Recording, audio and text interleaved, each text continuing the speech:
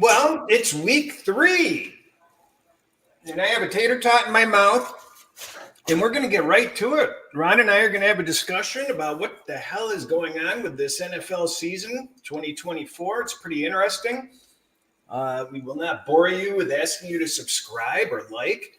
We aren't going to sell you anything, and we're not going to talk about ourselves. So, Ron, week 2, how did it treat you?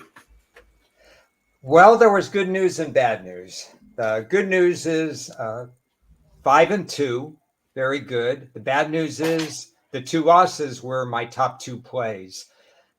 And better news was no regrets.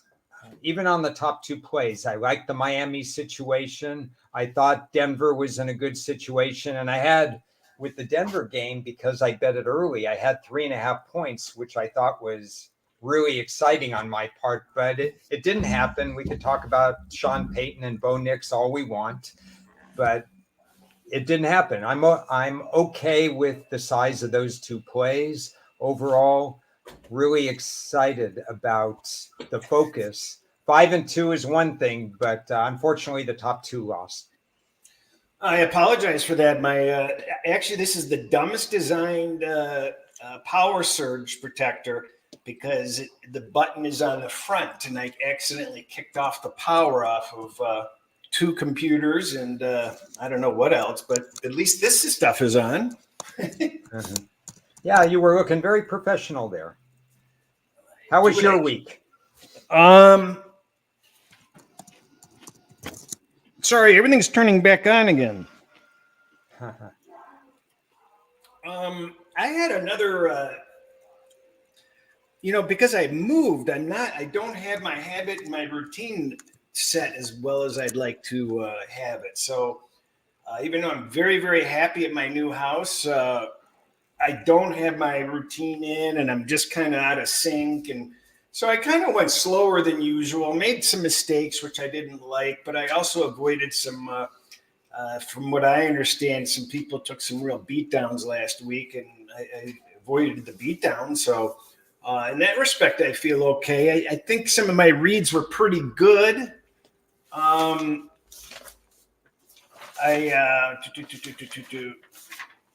I think the worst read was the Lions. I really became convinced that they were going to come, and they were adding a reader. They were coming off a crappy game against the Rams. I really thought that they would show,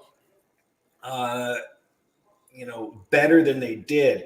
And I guess that's a good place to really start it, because I don't know what the hell is wrong with these Lions. I mean, they were bad.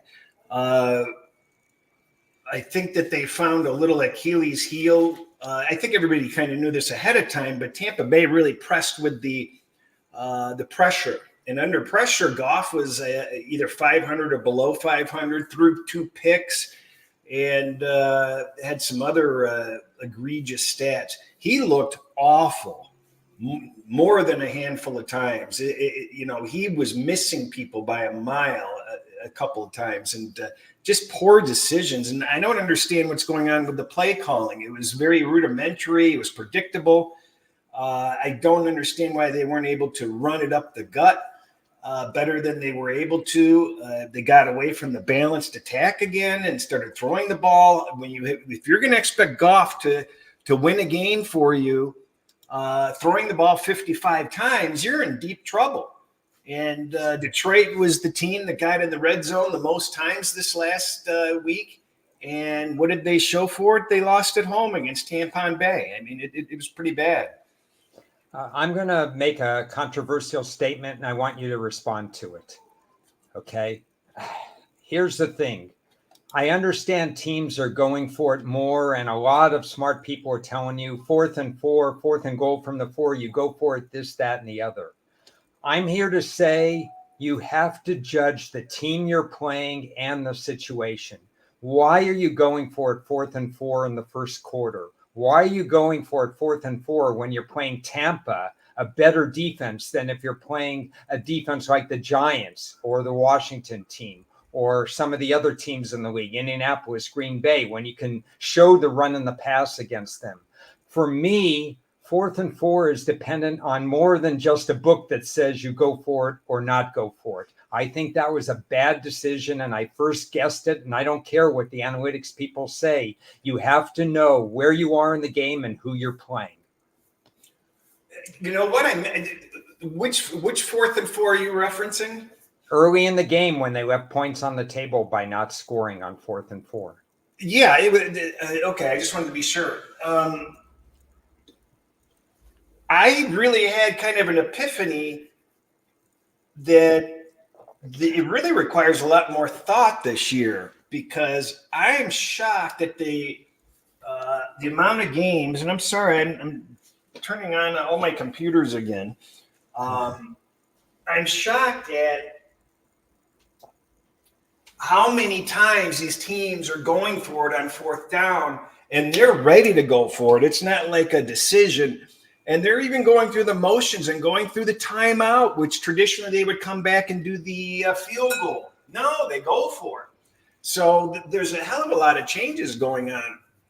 And I was wondering last night whether it puts unique pressure on the better teams to perform in these situations, because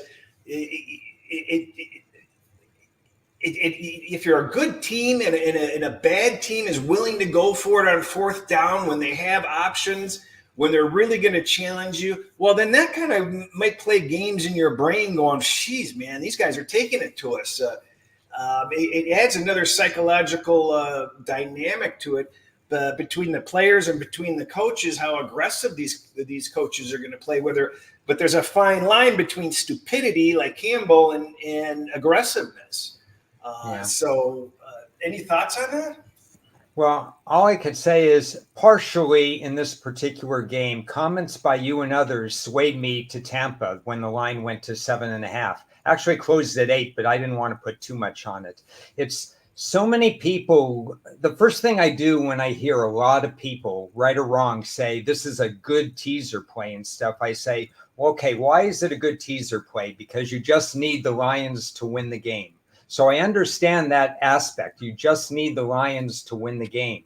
But then I flip it. Well, if you just need the Lions to win the game, does that mean a person is not that excited about giving the 7.5 points? Shouldn't I be looking at the other side?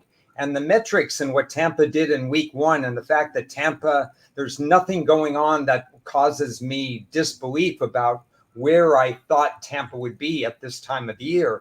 I'm saying, sure, I want over a touchdown in Tampa in this game. I think the Lions can win, but I think that Tampa plus over 7 is a good deal. So that's kind of what my thinking was. If we're so concerned about Detroit winning the game by margin, shouldn't we be looking at the Tampa side of things? Those are good points.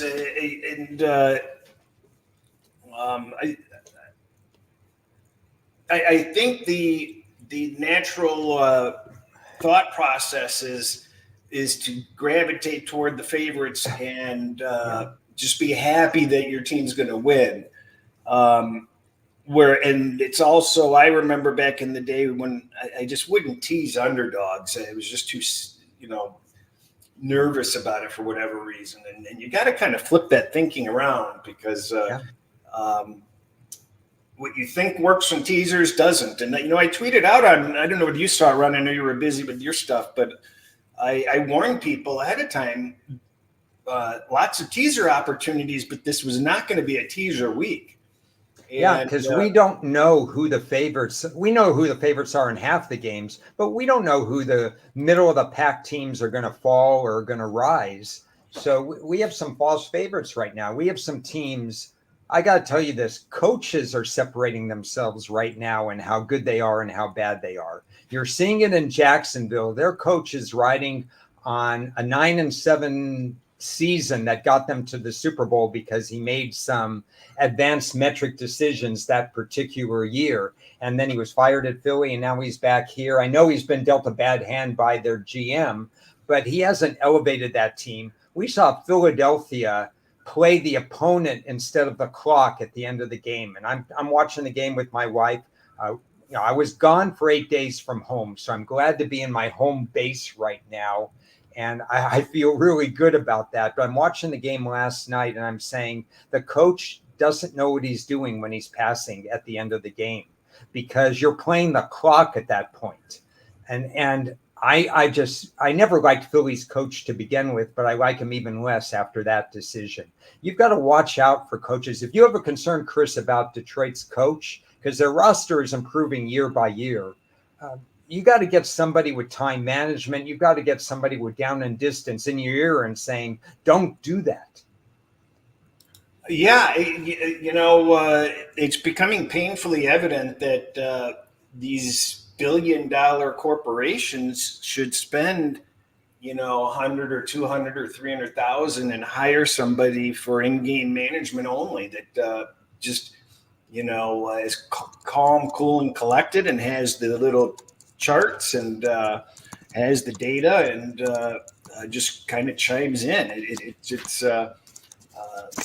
It's remarkable how every single game. I mean, it just seems like every single game we're watching blunders. I mean, it's bad this year, and it's really bad.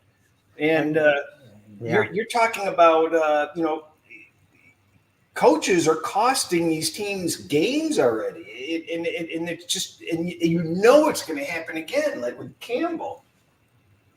Yeah, is it because they're not taking the preseason seriously, players, coaches, strategy, or whatever? There's so many things going on right now that the coaches seem like this is their preseason, and it's costing teams games. We see this every year. Teams that are 0-2 that are a play or two, 4th and 16 for Cincinnati.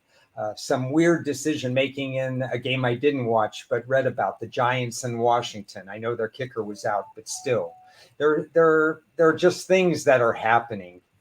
2 games I want to touch upon from last week. One of them is the New York Giants Washington game.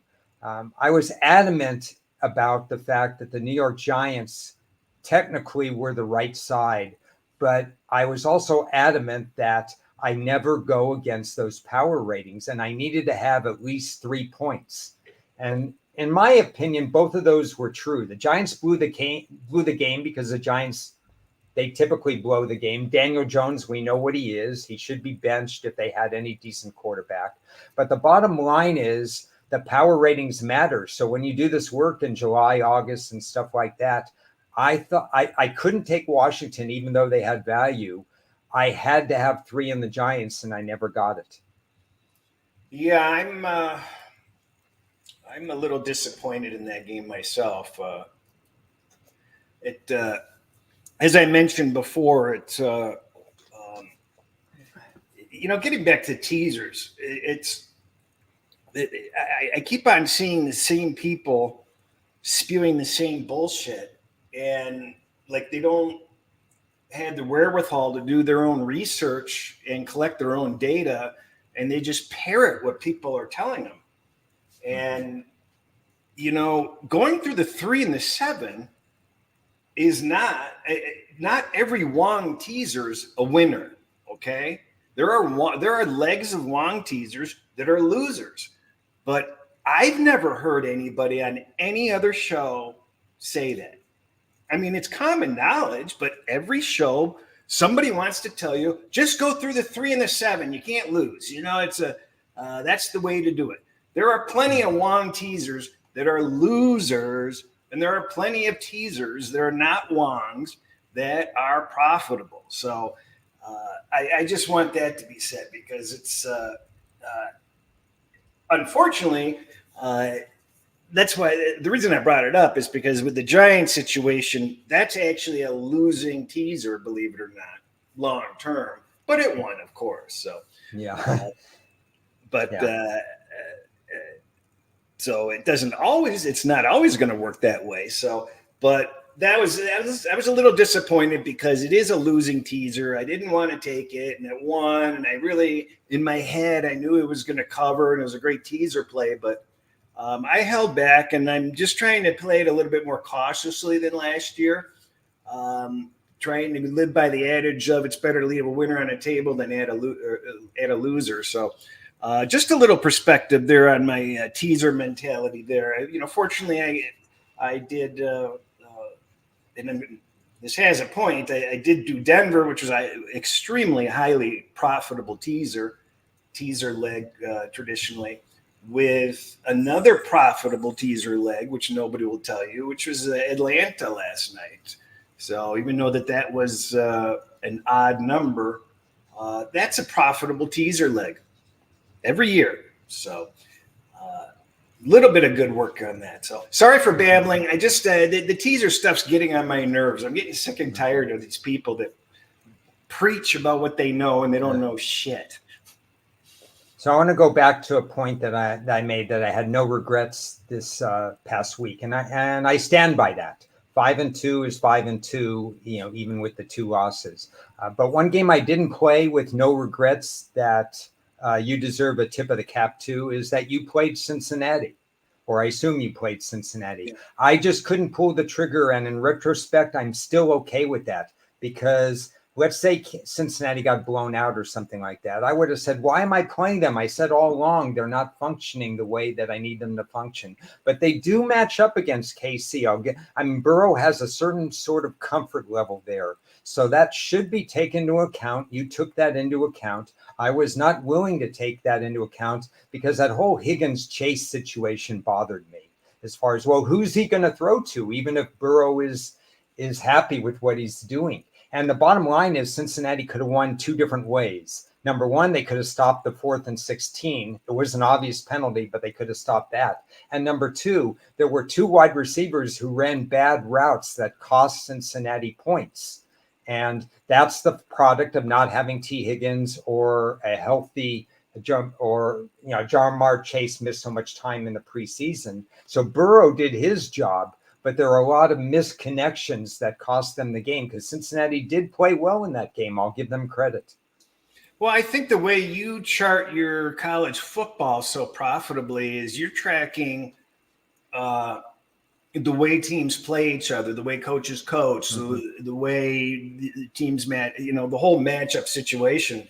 And I don't think there's too many of them in the NFL, but there's a handful of matchups that you can pretty much just feel like they're just always going to go this way.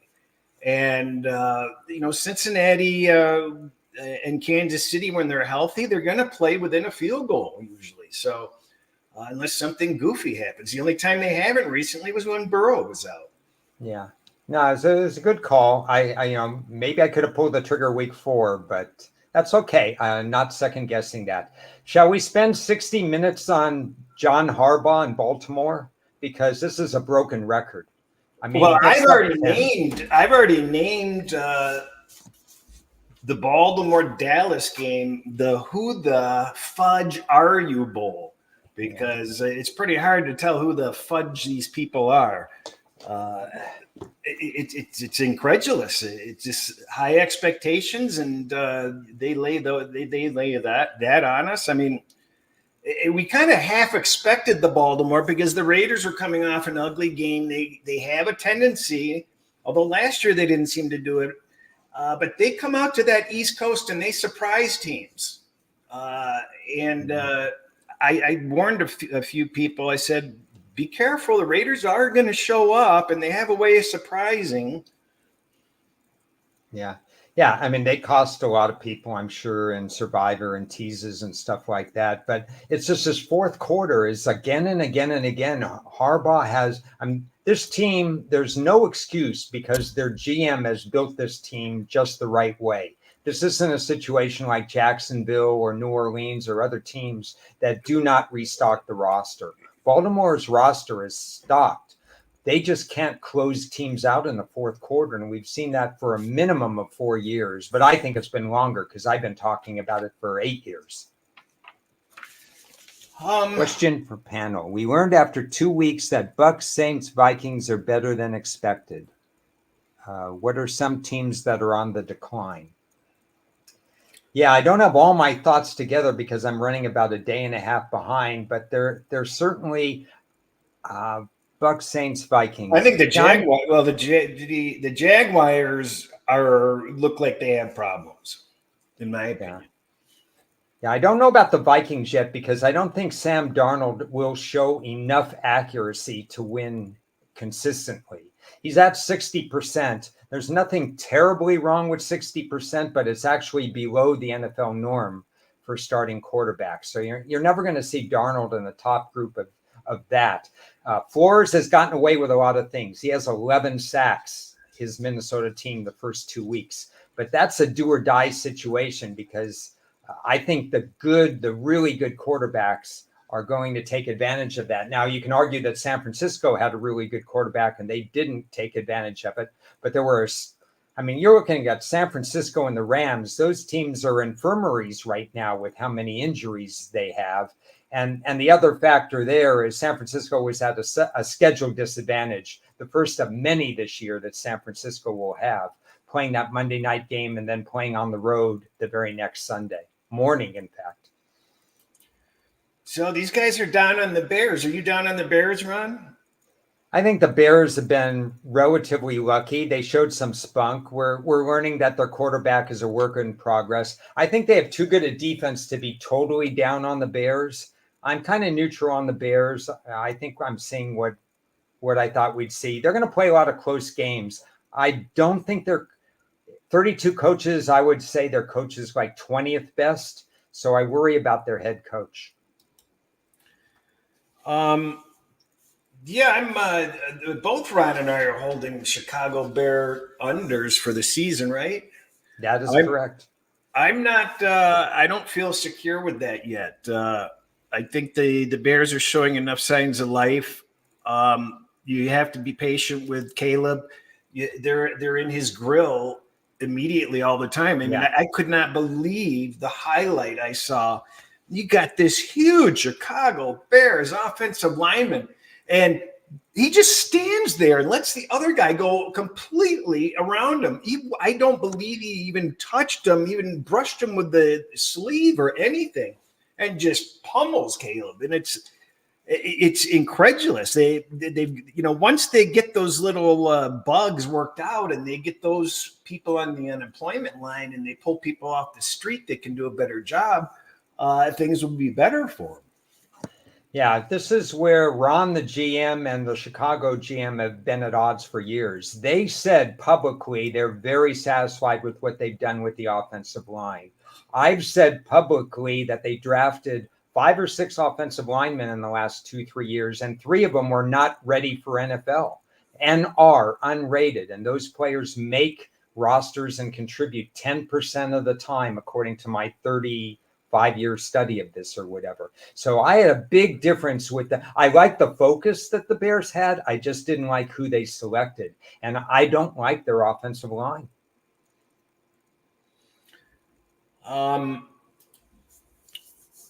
Bad team, underachieving team. Indianapolis, I think, is underachieving. That vanilla defense is killing them again. Of course, we know Carolina is doing nothing fantastic. The Giant, one team that I was high on, Denver, I have to say right now, I don't like the way they're looking. And Denver was a team I was high on. I'm not high to win 10 games, but high to win 7 games. I mean, I made a comment on modeling also in the past week, and you don't have to have a model to successfully win in the NFL, because if you have a bad model, you're kind of stuck on the model. My model worked, very well for 7 years in a row or 6 years in a row, and then it was a small loser last year. And then you get kind of pigeonholed into following it sometimes. Whereas if you've got a manual model, obviously you can tweak it faster. But the reason I bring that up is I was shocked. I couldn't believe the Indianapolis line was 1. Wouldn't you think that would have been higher, like a lot higher? You're talking for this week. No, I think it's properly priced according to my numbers. Okay. And I don't think there's any reason to get on Indy's bandwagon. We all wondered about Richardson, and he's going to do wonderful things with his legs. He has the kind of arm. A quarterback like that in today's NFL is much more valuable than 10, 15 years ago, because a broken play could go for 70 yards, run or pass. These guys have the arm strength. They're going to an extra an extra defensive player has to account for Richardson's legs. Problem is, in crunch time, Indianapolis can't expect him to win the game through the air because he's hitting 49%. 49% in the NFL is tragically bad. The reason I bring it up is, my head and my eyes, my lying eyes would tell me that Indianapolis should be laying a field goal. But my numbers, I got my model numbers in this morning. 9 of the games actually fall bing, bang, boom, right in line, which is, kind of nice to see that it's not all over the place. But they had it right there, kind of pick them. So that really kind of surprised me that the what it tells me is the Bears are doing some stuff, well. And it also points out that this Indianapolis defense is a problem. And maybe Caleb can find some success against such a crappy defense. Yeah, I mean, it probably will because they're such a bend but not break defense. They allow so many underneath completions that it's comical the way that some defensive coordinators do not adjust. It's interesting that your model is pretty close. If you're running power ratings, you can get close to the odds every single week. If you're running models, disparity in one game can really skew a model. We see that in college all the time. Even college power ratings ebb and flow. I think I had like 13 plays that were off 3.5 more points to the line in college, but typically it's only going to be 1 to 2 in the NFL. So I don't know if that's typical for you that your model falls in line after 2 weeks. Well, I like it.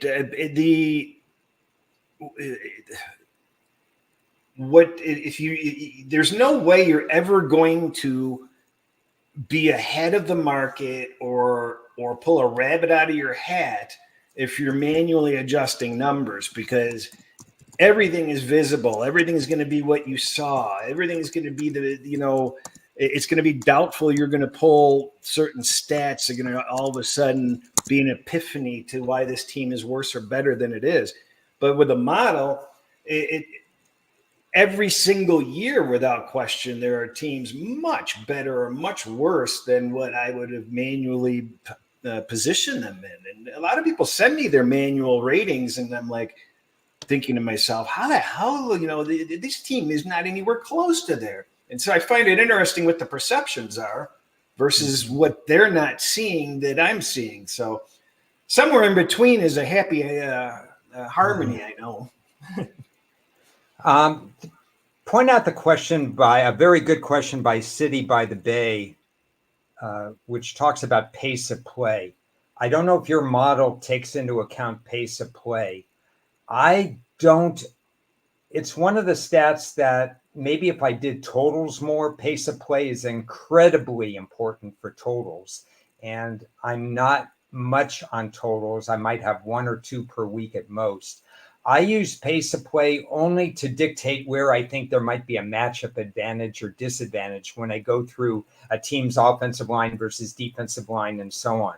So you can intuitively look at the teams and say, wow, when a team's in rhythm, like when Miami's in rhythm, they're going to go down the field, they're going to do this and that. New England has typically been a very slow pace of play team. I think you just kind of see it via the eye test. At least that's my look. I was it seems like just about any team can get down the field in a minute. I mean, unless you're talking about they at least can do it. You know what I mean? They may not have the skill set. They may not have the experience with these. We still don't have a rookie quarterback that's throwing it for a touchdown, right? I didn't know that. That's an interesting number. Did Caleb get a touchdown last night? I don't know how they scored, but that's good for me because I like to bet those rookie quarterbacks under. Yeah.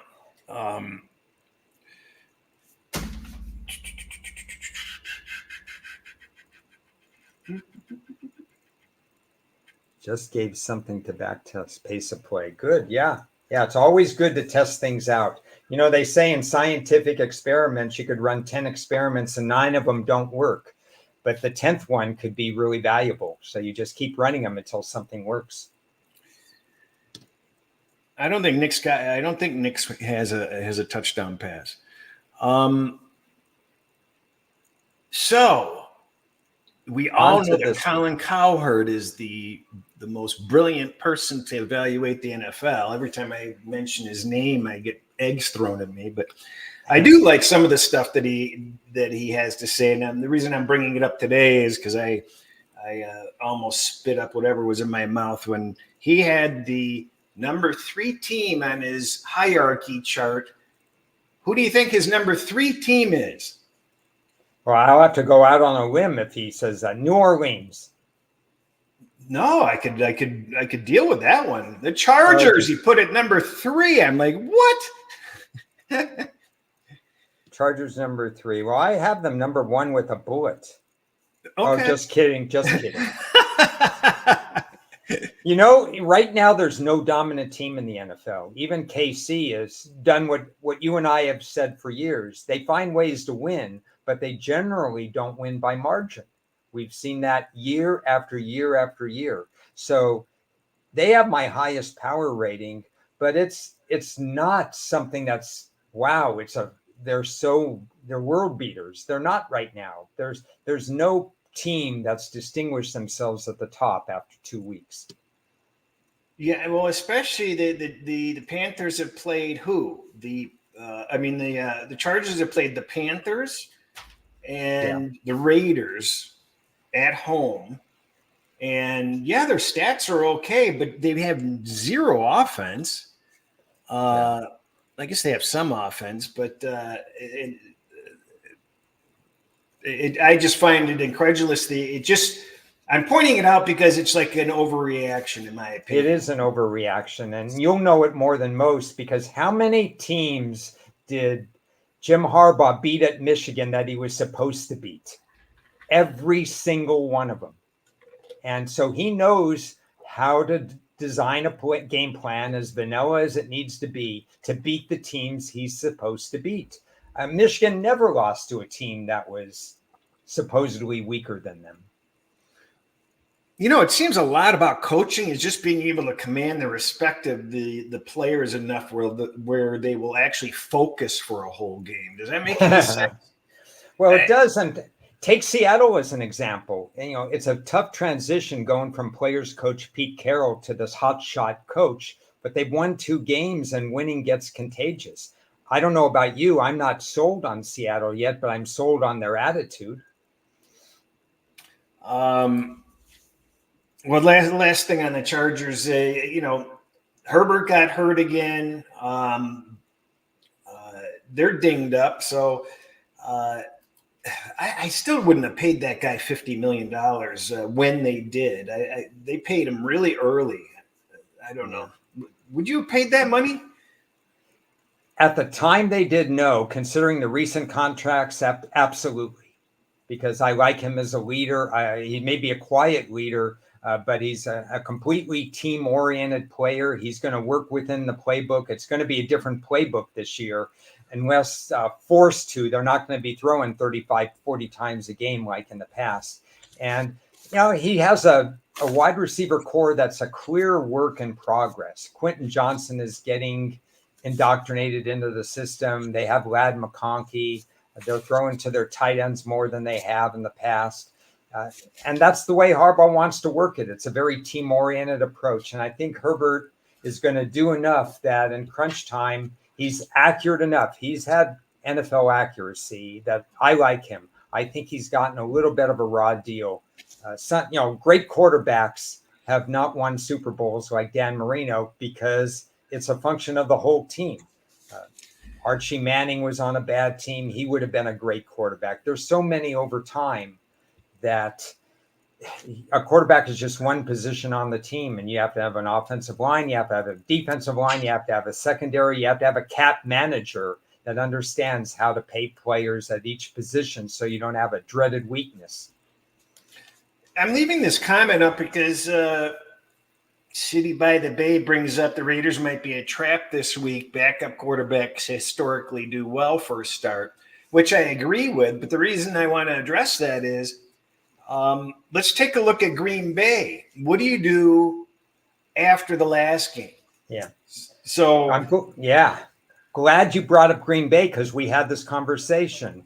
The general consensus was about 7.5 point difference between Love and the backup Lewis. And I said, not in this situation, because he was playing a team, Indianapolis, where he was going to have a lot more freedom to function and to run and to do all sorts of other things. So my downgrade was 5 points last week. Didn't play the game, but certainly it made for a strong lean for Green Bay. What's the consensus this week? I might say a little bit more because Tennessee's playing press defense this year, and they're doing a little bit more. So I think you're going to see a bigger difference by maybe a point, not quite to that 7 mark, whereas that's the big difference there. Now, I know you're talking about Andy Dalton, and so the extra question that I would raise to you is, where would you rate Andy Dalton as a quarterback at this point in his career, which is past his peak, but experience, compared to what you've seen from Bryce Young? Well, exactly what the market showed us. Certainly at least 1.5 to 2 points better. In my opinion, he's more than that. So, especially first game out, early season, before he's beat to crap. Yeah. And I very well may be wrong. It may be a misperception, but it seems like Dalton kind of comes to the rescue, although this is really early for him, if I'm not mistaken. Usually he comes in the mid to late season and really fills a nice little void and makes people feel good that, oh, okay, he's going to be okay. And then he'll have a pretty good game or two, and you start to get some confidence in him. And then, all of a sudden he looks like he came home from the bar an hour before the game and can't do anything right. Mm-hmm. Yeah, it's interesting. I think this is all about containing Max Crosby, as most games come down to with the Raiders, because Dalton's going to need time. He's not as mobile in the pockets as he used to. But you and I are exactly right in terms of what I think the upgrade is.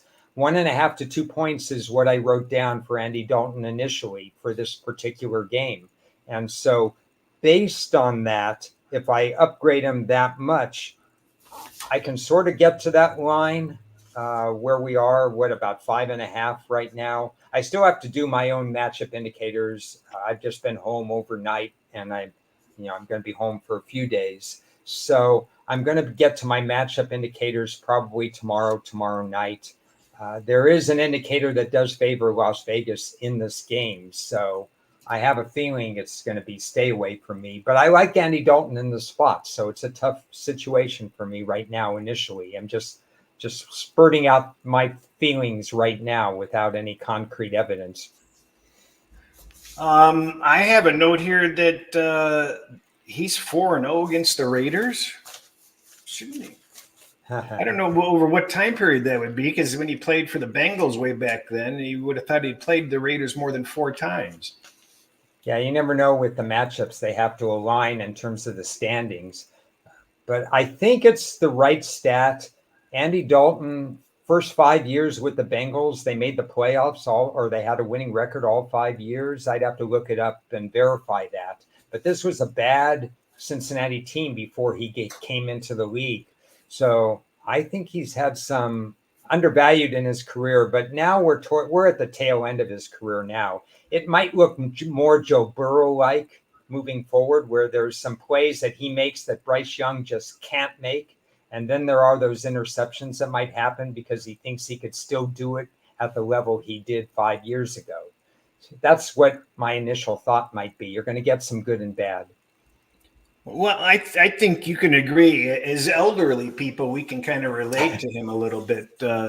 And you see these people like Flacco, and I forget the other ones off the top of my head. I'm already senile. So, but there's, once you get to a certain age, when you see, they're kicking you out the door, and you've got absolutely nothing to lose, you start to see some of these guys become a little bit more relaxed, and they don't feel the same pressures.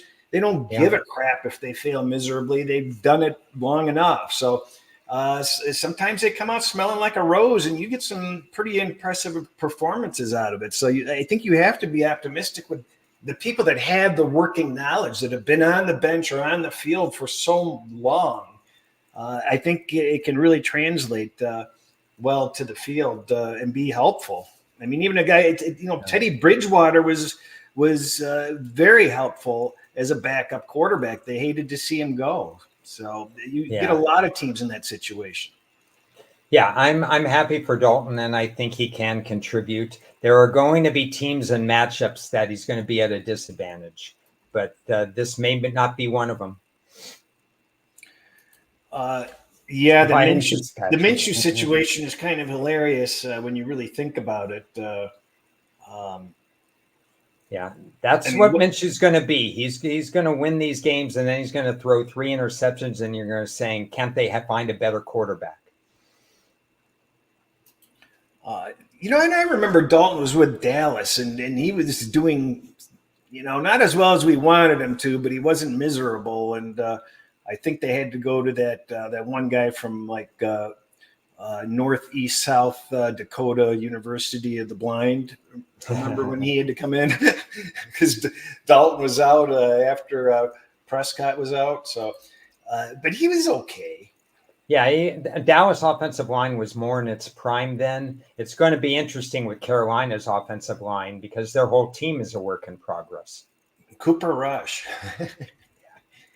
Yeah, and Fitzpatrick, there's a perfect example of a guy who could not give a crap. I mean, he's sitting there growing a beard, posing naked, wearing all his jewelry and stuff, and doing all kinds of wacky stuff. He couldn't care less. I'll guarantee you they wanted him to come back again. Said goodbye. Yeah, he's having more fun now. Anything else? I was surprised that the Bears and the Colts were basically a pick 'em. We've seen a big shift with the Philadelphia-New Orleans line. I think the look ahead on that was Philadelphia by 3 or 3.5.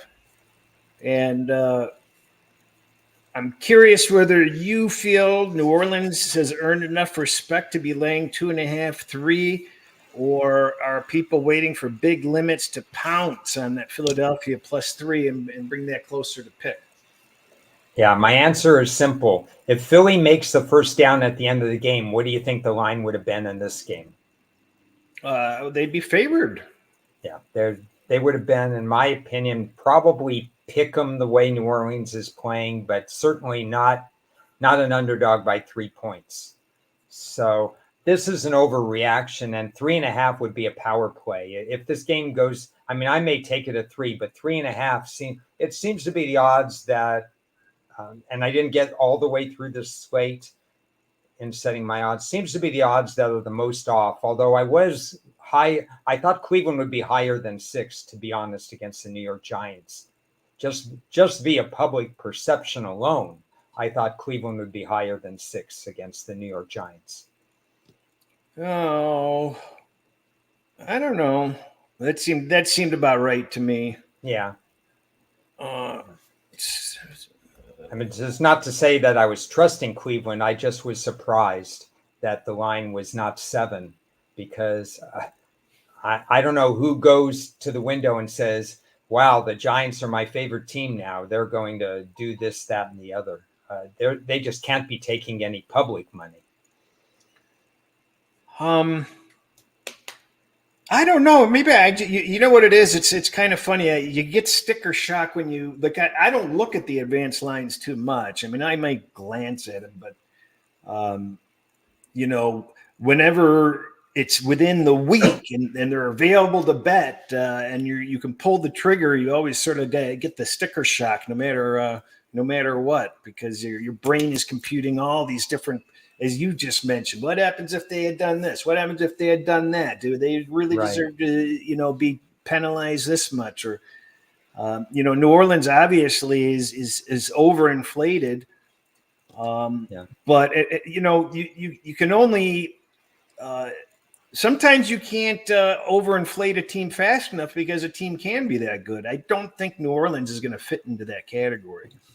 Yeah, the one thing that my model, my power rating model, which I've used for 40 years now, so I know how to adjust, especially in a college. The one thing that usually concerns me, and it happens to 2 teams a year, is that I can't downgrade a team fast enough. Example would be Florida State. I've downgraded them 9 points since the start of the season, and it still shows the line 1 or 2 points in favor of Florida State, according to the line. So sometimes I can't downgrade a team fast enough. It might happen with Air Force, a team that I was high on at the beginning of the year, but after one game, I knew there was a problem right away and went against them immediately. So in college, because my power rating system is such that I'm changing odds, I'm changing lines, power ratings much more because I use a 100-point scale, 75-point scale. In the NFL, I don't use that kind of scale. So you very rarely see an up or down movement too much on my part. Well, it just brutalizes you. It sucks to be, because teams can turn it around and teams do go in little slumps. San Francisco went into a slump early last season and they finished okay. So you can't always determine that a team isn't going to come back. And I'd reviewed the history because I anticipated that I was going to be able to develop like a new filtering system. Okay, we're going to cut off this team after X amount of losses. And it doesn't work that way. I went back and it's either a matter of I'm not getting strung along for the 4th loss in a row, or it just tells me not to be on the game. It may tell me to come back on that team later on, but there's no predicting, because these teams, every team goes through a little mini slump in the season. Yeah, and even though it's not the disparity that we see in the college, where one team could play Padunk State and Padunk Tech, and the other team could be playing an LSU and another Power 4, Power 5 team, there's still a couple of offenses and a couple of defenses in the NFL that haven't been tested because they played the Carolinas, or they played some other teams, Denver, that doesn't have much of an offense, or they played Indy that plays passive pass defense.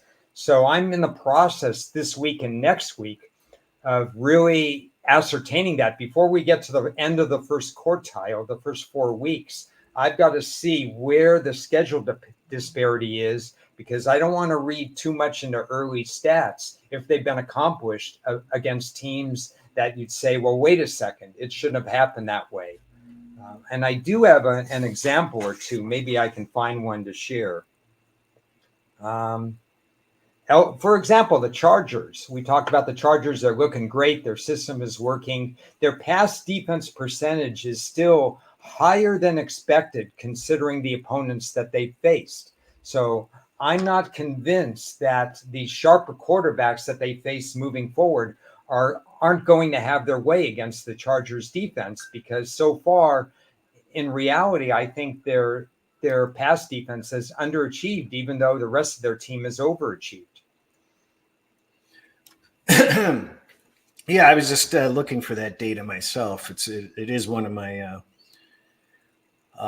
There are some ridiculous pass defensive stats and completion stats. Is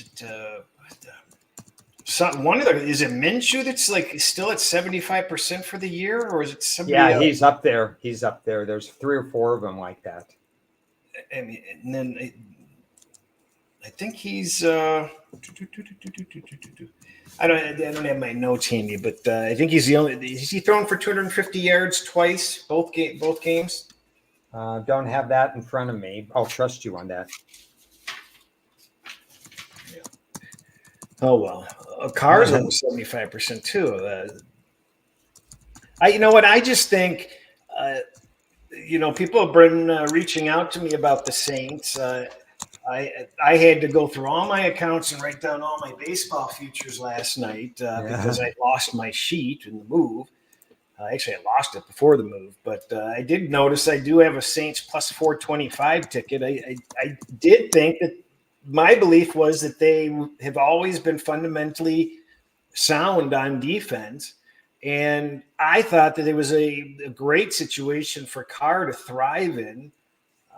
He wanted out of the Raiders. They don't want me. Get me the hell out of here. He's in a no pressure situation with New Orleans, and people forget how good Kamara is. And if he stays healthy, that gives him a lot of weapons. Olavi's nothing to sneeze at. There's a lot of decent parts to that team, and when you play in that division, you should be able to get 4 or 5 division wins right away, and that puts you in line to hunt for a playoff spot. That number was overinflated. It was one of the 3 early season win or season divisional futures that I sent to you. That I really like the Saints in the situation. Not saying that they're going to do it, but plus 435 and plus 450, which were out there, meant that, geez, do I think that they're going to have just a 1 in 4 chance of winning a division, which would still be profitable? At the time when Atlanta hadn't added a pass rusher and so on, I thought it was a lot closer to a plus 250 situation that they should have been. I thought that, if you think that a team is plus 250 to win the division, you're still going to lose more often than you win, but you have to take that value. And that value is there. Am I a fan of Dennis Allen, the coach? No, I think he's a horrible coach. But I think they have a better defense than Atlanta. Because Tampa lost somebody on each part of their defense, defensive line, linebacker, and defensive back, I thought with a healthy Lattimore, and unfortunately Lattimore was already not healthy last week, but with a healthy Lattimore, I thought they matched up that way. Carr's an accurate quarterback. Kamara's surprising me. I did not think I was starting to be down on him. I said, don't pay him or whatever. Now he's running 5-6 yards a carry and catching passes. So whatever he did in the offseason, that's a surprise to me and actually a pleasant surprise.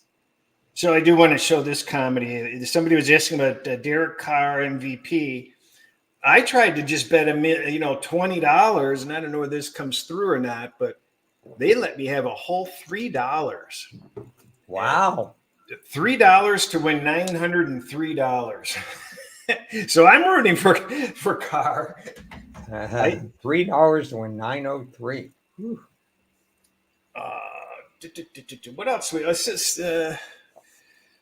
Okay, you have a game this week between San Francisco and the Rams that I think if you talk to a bunch of pros, smart guys out there, the people in your circles and so on, my circles, you're going to get differing opinions on how much injuries are going to be worth. But if you look at San Francisco, they're decimated. If you look at the Rams, it's even worse. How do you go about balance your model versus what you would actually look for in this game before you would decide to play it either way? What are you looking at for this game?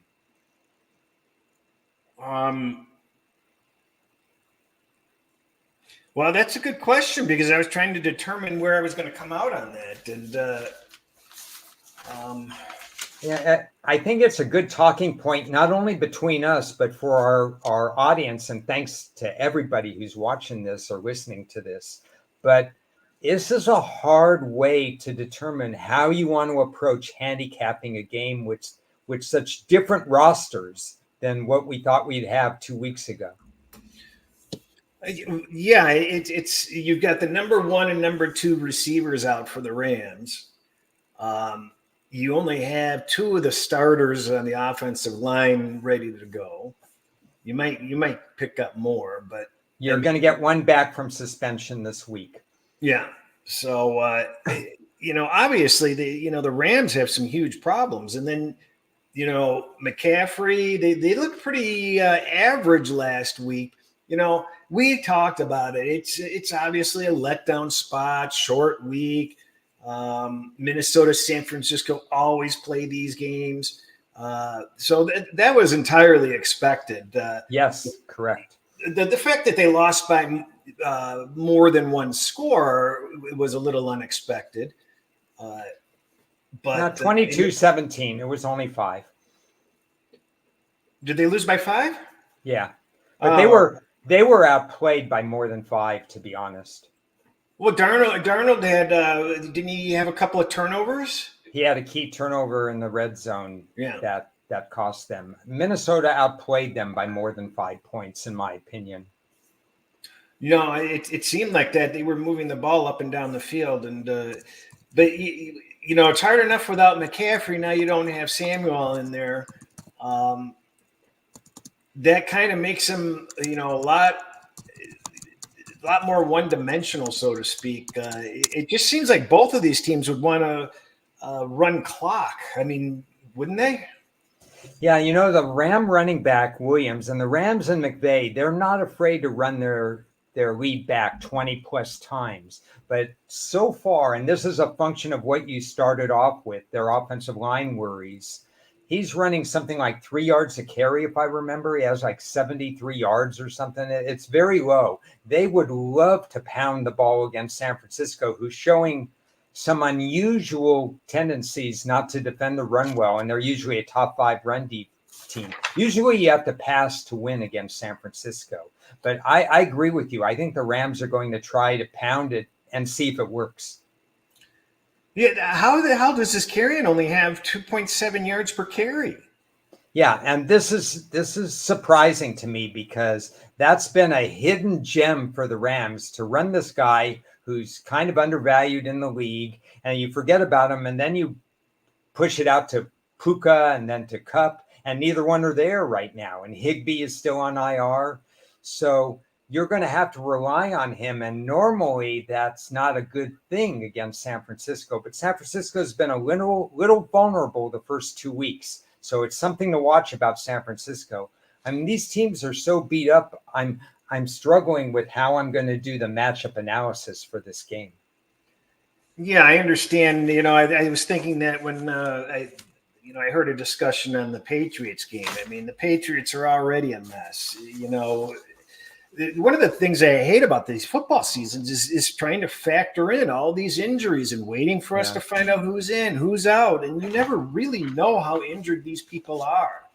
And it just there's a lot more randomness involved in these games than in this season. It feels worse than ever. They're just the outright randomness of results and calls and just luck factor.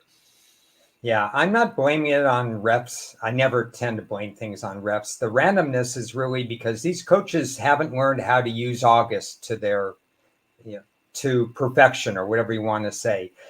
These teams, they just don't look ready to play games 1 and 2, and you hope it sorts itself out in weeks 3, 4, 5. You got a guy like Mike Tomlin who they don't have a lot of talent in Pittsburgh's offense. You can't. If I quiz the group out here, who's Pittsburgh's number 2 wide receiver without looking? Who's Pittsburgh's number 2 wide receiver? Stallworth? Yeah.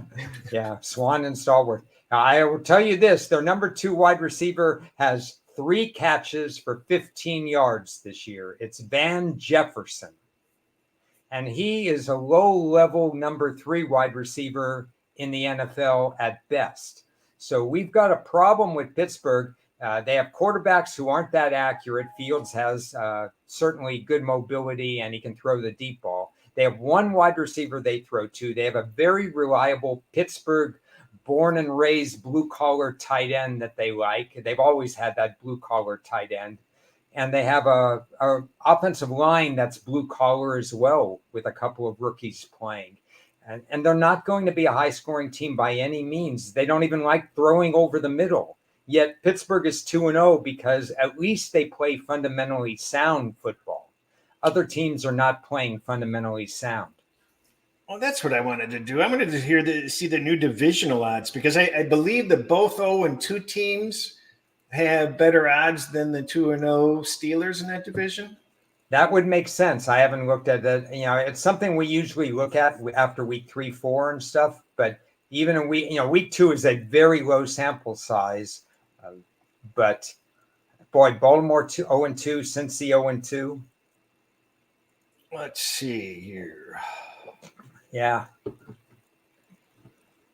If books didn't clone each other, we probably, in the old days of bookies, you'd have it all over. You'd be middling these divisional futures in the AFC North division if they didn't clone each other.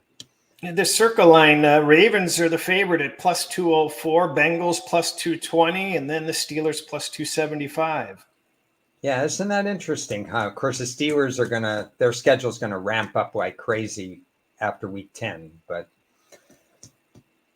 I wanted to ask you, Arizona, was that more the Rams suck, or is Arizona a little bit better than what we think they are, even though we thought they might be okay? Okay. So for Arizona, the key things I've seen is their run defense has exceeded expectations based on their first two opponents, but I still think they're so vulnerable to the pass. It's just that Stafford had no one to throw to. But Arizona's running about 74%, low sample size, but I do not expect anything but a high 60s pass percentage for Arizona. So I think they're still vulnerable in the pass defense. Here's the big stat for Arizona. I think you'll agree with me on this. Remember when Kyler Murray came back last year after 7-8 games? He was not running the ball because he wasn't ready. Well, he's run 10 times for 116 yards this year. This is the old Kyler Murray. This is street yard, schoolyard Kyler Murray. This is a confident Kyler Murray. Arizona is a better team right now with roster deficiencies, but they're a better team right now. And they're going to be competitive all season long, in my opinion. And this Harrison, they're going to stop bitching that they picked him up, right? Yeah. Everybody's saying, "Oh, they picked the wrong guy," and obviously Malik Neighbors, who was picked after him, he's the real deal. Anybody who has 150 yards with Daniel Jones throwing to him is the real deal in 2 games. Malik Neighbors is special, but so could be Harrison. I mean, let's just face it; these are 2 really good wide receivers. Well, there's another situation where you name the receiver that has the second most catches. I heard something that at one point there had been only one other receiver that had caught a ball other than Neighbors for the Giants, or something along that lines. They have a number of wide receivers. They don't know how to get open, and Jones doesn't know how to get them the ball. It's a function of everything. And remember, the offensive line allowed 85 sacks a year ago. And they tried to address it, but that doesn't make them the top 10 offensive line. This is a team that's, if you back them, you better get points, first of all, because if you're not getting points and they're going to find a way to lose, you're going to be shaking your head. The Chiefs, Falcons, primetime game, Atlanta off of a primetime game that they shouldn't have won. Everything about this game is quite interesting. The line is interesting. The fact that Atlanta will be on a Sunday night game against the Chiefs, it's going to be interesting.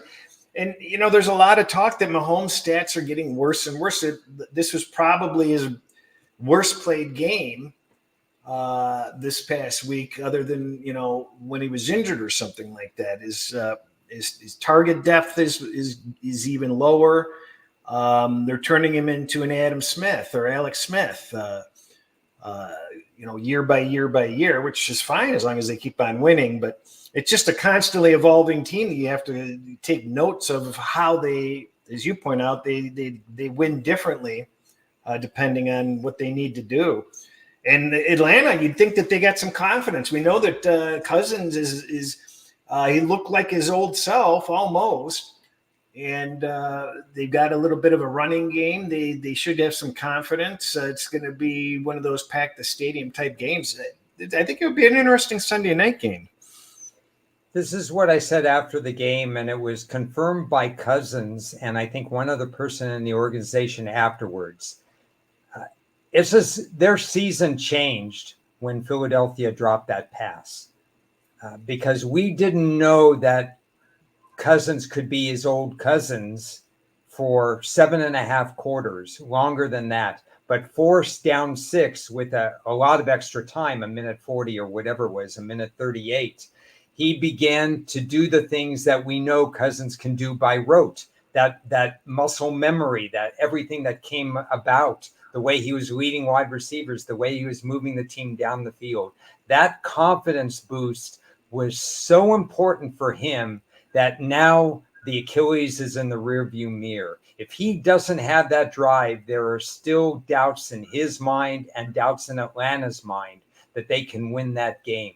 I think those last 40 seconds that were not run off the clock changed Atlanta's season, and I think it makes them viable. And that's sad to say if you hold those New Orleans tickets for the division, but that's just a fact of life. I think that was such an important last 98 seconds. Oh, I desperately needed that touchdown, though. I had maneuvered a bunch of different situations into if that happened, it was going to be a nice evening. So I was happy to see it. It's actually good for the sport, though. You don't want these teams being perennial losers. I mean, Cousins is a good guy. We got to know him so well in the HBO show. You can't help but root for him, and you can't help root for people to be healthy and for us to watch good football, because now we have an interesting Chiefs-Falcons game. If the Falcons were coming in 0-2, we wouldn't be looking forward to it as much. And it certainly beats the hell out of, Cleveland, Jacksonville, Thursday night football on short rest in the snow, right? Yeah.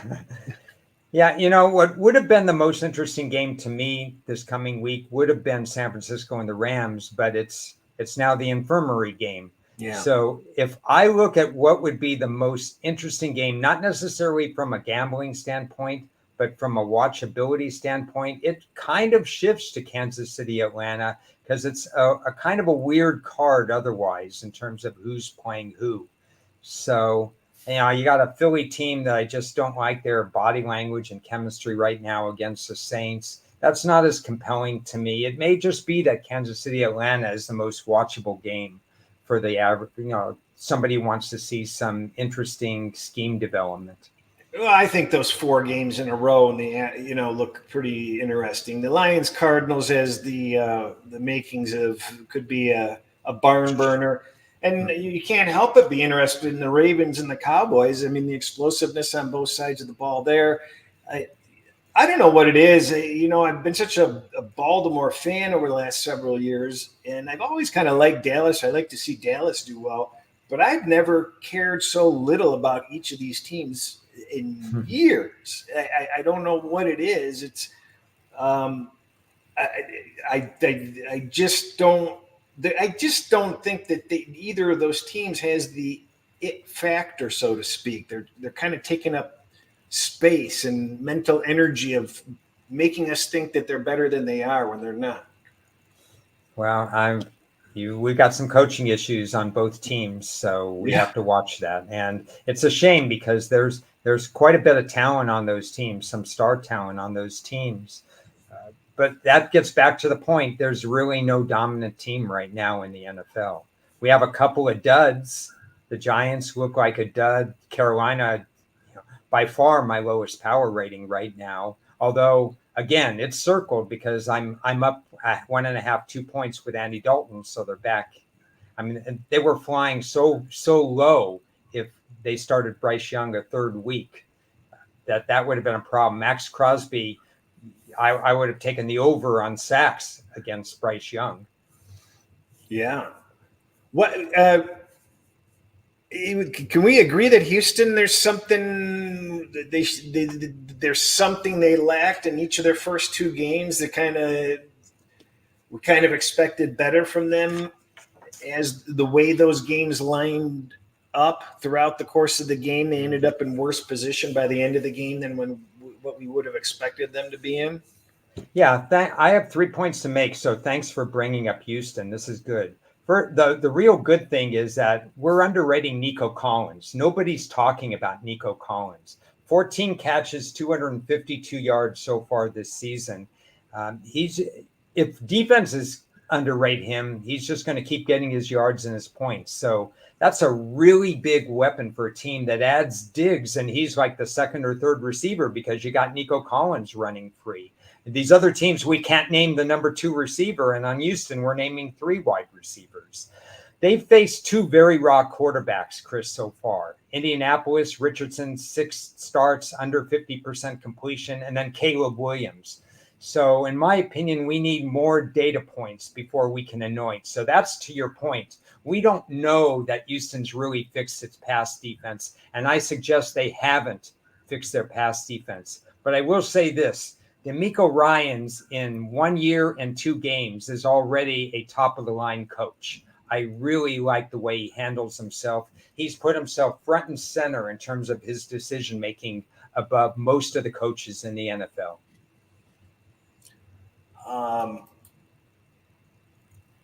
The Vikings. Yeah. This really maps out to be an interesting game. I mean, that's I'm going to be really interested to see which one of it seems like this is a crossroads for both of these teams for some reason. I mean, I guess Houston could afford the loss more, but this is a game that they're supposed to win, and the Vikings need this game, and this is a game that they could win. So it's got a lot of little sub stories to it. Yeah, I guess I short-sighted this game because we talk about Kansas City, Atlanta being the game that everybody will want to see. But in reality, probably for me, I'd love to see Sam Darnold operate against the Houston pass rush and against the pass defense. Maybe this is the most intriguing game for me to watch, is that Houston mini game. The Broncos Buccaneers is going to be can Bo Nix do anything with that team? I think the only time they got anything accomplished was when they ran a trick play. I think that's how they scored, actually, thinking about it. But, the Lions couldn't do anything against Tampa Bay being decimated, and they lost Vegemite or Via or whatever his name is on top of it. So if Denver should have a chance here to do something, stay within 7. Can't they stay within 7 here? Well, we spent the whole time talking. We didn't talk about Sean Payton's unbelievable decision you're right. to kick off with 1:54 left on the clock. If you're paying me $18 million for that, I think he owes the organization an apology. Just unbelievable the way he's running that team and ruining that team. Offhand, you'd say Tampa shouldn't be 7 over anybody. I mean, Tampa hasn't probably earned the right to be favored by 7, but boy, trusting Denver to actually put points on the board right now, because I knew going in, Bo Nix was going to be accurate. He was going to make fast enough decisions where maybe he wouldn't be sacked very much, but he would not stretch the field. And I doubt that he's going to stretch the field against Tampa, and Tampa has a veteran defensive-minded coach. That's a tough one to see many. It's really going to be up to Denver's defense in this game. My matchup that I'm going to look at for this game is how Denver's defense can match up against Baker Mayfield. Yeah. It's disappointing. I had higher expectations for Peyton.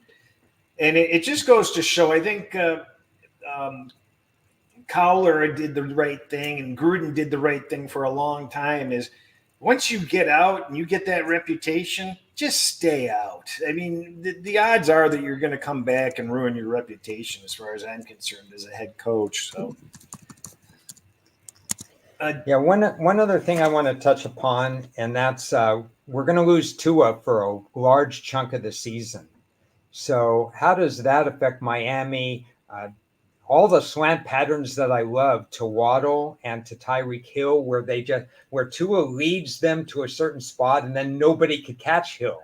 We've seen him run, wild. Yeah. He's not going to have that anymore. How does this affect their offense, and their defense still isn't healthy enough to contribute? Where does Miami fall off a cliff, or can we still salvage Miami? Because that was not a good performance against Buffalo, Tua or no Tua. No, they had something wrong with them. You felt bad coming down so hard on Tua, considering what happened, but everybody was yelling at him before that happened. So he was having an awful game, and Miami just did not look good. I mean, it was, we talked about it. You mentioned it that you thought that they had one of the best top of the roster teams, but once you've got past 15, 17 players, you're looking at Carolina Panther category people. Yeah, that's right, because they drafted 14 players in 3 years. And then in the 2022 and 23 version, when they drafted 4 players and 4 players, that's 8. We have one contributing and another one that's been on the practice squad. So that's not a good look when you've basically added one player per year to a team and you've got all this top heavy money. You got Ramsey that's paid. I'm not sure I would have paid that contract if you were asking me contracts of that, because I've seen him get burned. You got a couple of IR guys or guys coming off IR on the defensive line that are really, really good. You got the top level wide receivers, but you're spending your money on 5 or 6 spots. And you're right. What we've talked about, this is not a deep roster. This is a team, once they hit injuries at the end of last year, they folded. And this is a bad look for injuries for them. I mean, I don't know that I'm willing to say yet that they're going to fall off a cliff, but that cliff is getting really close to where they're standing right now. Yeah, and you know what? As you mentioned, they just fell right off the cliff last year. They literally, because how when teams get injured, the invisible men are not coming in. There are real humans taking their place. And so you kind of know what the performance parameters or variances are generally. But, it just seemed like Miami had a couple of injuries and then went boom, and hit hard. And it was fast, unlike anything we had seen with other teams. Do you see any other teams potentially in that kind of shape? I mean, we know the Rams are decimated, but how close are they to falling off the cliff? I mean, they're one Stafford injury away, right? Took the words out of my mouth. One Stafford injury away from 3 wins for the whole season, because then they're completely done. So we have to watch that situation. They really can't afford to lose that many more players. In terms of healthy teams, I'm worried about the psyche of Jacksonville right now, because Lawrence is throwing for a high yards per completion number, which I like, but he's been less accurate than I thought he would be at this point as well. And he's got the wide receiver core. I just think something's missing from that team. I don't know if it's fall off a cliff or just not meet expectations for them. Maybe that's better. But falling off a cliff right now, I'm not sure I'm looking at my list that there's anybody else that's falling off a cliff right now. Well, you're probably not up to date with the Patriots injuries, and I'm not fully up to. No, I'm not. I mean, they look okay on defense, don't they? I mean, how much can they absorb? Because their defense is going to keep them in games. We talked about pace of play earlier. There was that good question. This is really about New England shortening the game, running Stevenson, which is working so far, and then playing fundamentally sound defense to make teams go 80 yards, 75 yards to beat you. Seattle was able to tie it and then win it, but New England had another winnable game. Now, Cincinnati contributed to how New England won first week when Burrow wasn't as sharp and Chase wasn't as sharp and Higgins was gone. But still, New England's been competitive, and so they are an organization that's focused right now. They have roster limitations, and once we look closer at the injuries, it could be even worse. But you're going to get New England's best effort. It's a weird game on Thursday coming right back. The Jets have a good defense, but the Jets are also playing 3 games in a very compressed time span right now, because they went Monday, Sunday, Thursday. The NFL is doing the Jets no favorites, this year. The Jets, it seems like Rodgers got a little bit better. The team got a little bit better, but I think we all kind of expected them to be better than they were last week. What do you think? Which team was that? I'm sorry. The Jets. Yeah, the Jets are not fully together yet, offensively or defensively. Uh, I think it's going to take a little bit of time. I think what we'll see is they get the mini bye after this game. And then all these guys who didn't play in the preseason, this is a good mini bye for the Jets. I think from week 4 on, we're going to see more like what the Jets are. If I'm the Jets and I'm the organization, I just say win ugly this week. Don't lose the game because you're playing against a New England team that can't win it. They need your help to win it. Win ugly, whether it's 16-10, whatever it needs to be. And then we have 10 days to reestablish things. And one thing I'd look for after the bye is the insertion of Mike Williams into the lineup. He had 1 catch for 19 yards this past week. Week 4 and on, if they get a healthier Mike Williams into the lineup, then this is going to be good. So my thinking on the Jets is get by this week, and then your season starts. Oh, I don't really have any. I don't have anything else that's really on my mind. I did a full slate of NCAA football handicapping, which I'll talk about with you later.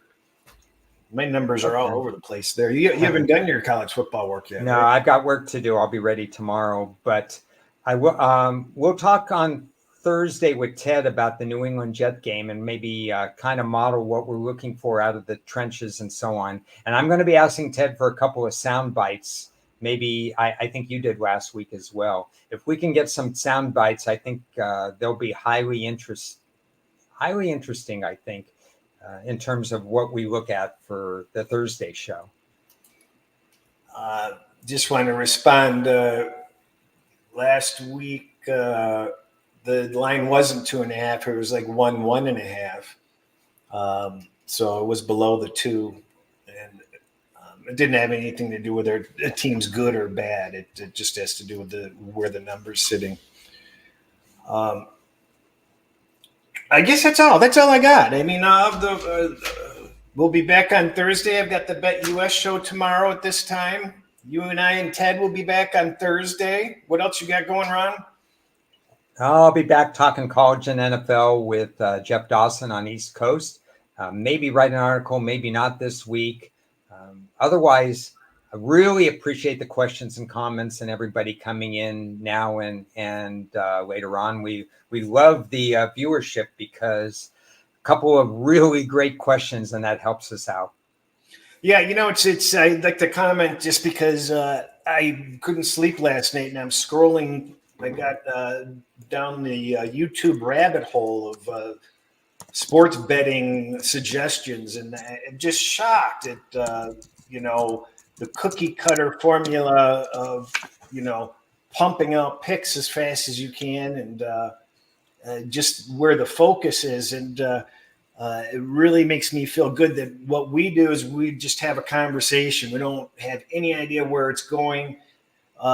Hopefully it interests other people, some of the stuff that we touch on, and the fact that the people that join us suggest some of the topics that we talk about and lead us down certain pathways. That's what this is all about. It's that's where we find what we find beneficial and rewarding. And we hope that other people do also, because the people that don't want to, look at the bigger pictures or understand what's going on a little bit behind the scenes sometimes, they're missing out on a lot of stuff, because it really makes the game more interesting. I mean, I used to be bored to shit out of, most of the NFL card weekly. And the more you learn about it and the more you learn how to look at it from different angles or perspectives, it certainly makes the whole league much more interesting. Yeah, I like the fact that one of us or the audience brings up a point so that I can learn something as well. The brainstorming is supposed to be beneficial so that we can come away with some points as well. And even if we're not, it reinforces what we're saying out loud. That's why I write. That's why this talking is so important. It reinforces my opinion on things. And it's early in the week for me because I got a late start this week. So I'm still working through the matchups that I want to see whether or not there's an edge for one team or another. And this is just part of the weekly process that we go through. It's really, we try to do this set days, set times, and so on, so that we're creatures of habit, so that we don't get into any kind of panic mode in terms of attacking the week.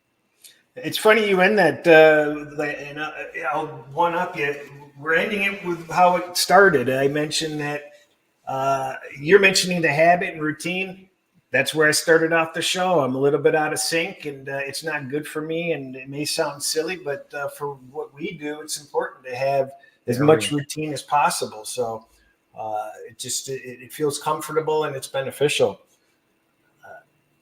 I'm going to be on Props and Hops, I think, tomorrow. Whenever I'm taping tomorrow. I don't know when he releases it, but Manland is Props and Hops tomorrow night also. Oh, good.